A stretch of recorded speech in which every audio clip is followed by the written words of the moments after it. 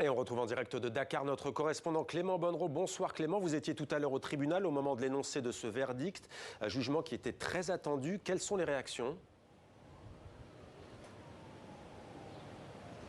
Écoutez, les réactions ici sont plutôt mitigées. Vous l'avez entendu à la sortie du tribunal, les avocats de la plaignante Adji Sarr se sont dit satisfaits de cette condamnation à 2 ans de prison ferme d'Ousmane Sonko, même s'ils regrettent que les 2 principales accusations, celles de viol et de menace de mort, n'aient pas été retenues. C'est aussi ce qui interroge les avocats d'Ousmane Sonko. Leur client, vous l'avez dit, a été condamné pour corruption de la jeunesse, c'est-à-dire qu'il est accusé en clair d'avoir débauché ou favorisé la débauche d'une jeune personne de moins de 21 ans. Les avocats soulignent que ce délit que Ousmane Sonko n'était pas poursuivi pour ce délit au moment de l'instruction. Il dénonce donc une parodie de justice ce jeudi. Alors pour le moment, les avocats n'ont pas donné plus d'informations sur les suites pour leurs clients.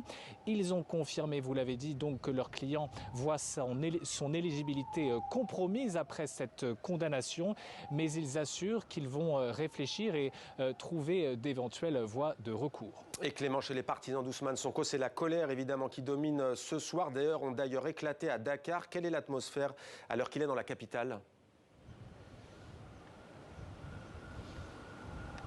Oui, des heurts ont éclaté à Dakar, mais aussi dans d'autres villes du pays, selon des médias locaux, notamment à Thiès, à Saint-Louis, à Ziguinchor.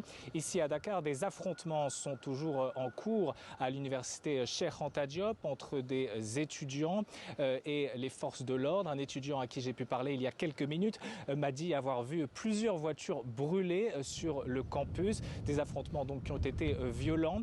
Des échauffourées ont également été signalées dans d'autres quartiers de Dakar, y compris ici à Ngor où je me trouve, où j'ai pu constater il y a quelques minutes des pneus brûlés. On entend aussi des tirs de gaz lacrymogène.